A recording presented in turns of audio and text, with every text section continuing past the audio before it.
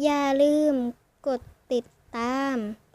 และกดกระดิ่งกุ้งกิ้งกุ้งกิ้งตรงนี้เพื่อที่จะได้รับการแจ้งเตือนเมื่อคลิปใหม่ๆลงนะคะ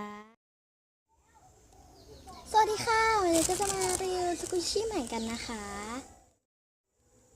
ค่ะก็ไปดูกันเลยนะคะค่ะก็จะเป็นนี่เลยนะคะเป็นสกูชี่ที่ได้มาใหม่นะคะถ้ามีเสียงรบกวนยังไงก็ต้องขออภัยด้วยนะคะค่ะชิ้นแรกก็จะเป็นไก่หยอกไข่นะคะคือแบบอันนี้ตัวใหญ่มากเลยนี่นะคะ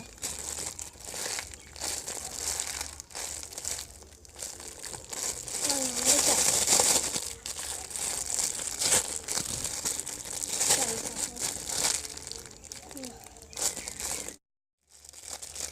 ต่อมานะคะก็จะเป็นปูเดฮามะนะคะ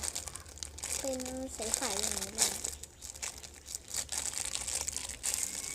น่ารักมากๆเลยนะคะต่อมานะคะก็จะเป็นปังแผ่นนะคะไม่สโลเลยนะชิ้นนี้ถูกมากเลย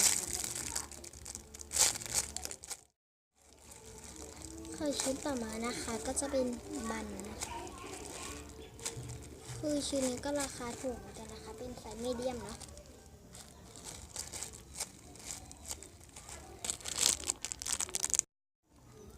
ค่ะก็มาถึงชิ้นสุดท้ายกันแล้วนะคะก็จะเป็นนี่เลยนะเป็นแฮมเบอร์เกอร์นะคะกลิ่นหอมนะคะแต่ว่าไม่สโลเลยนะแพ็กเกจก็จะประมาณนี้เลยนะคะนิ่มๆนะค่ะก็ทั้งหมดนี้นะคะที่ได้มาก็ค่ะสำหรับคลิปนี้ก็ต้องขอรับก่อนนะคะอย่าลืมกดไลค์และกด Subscribe ให้เราด้วยนะคะไปก่อนนะคะบ๊ายบาย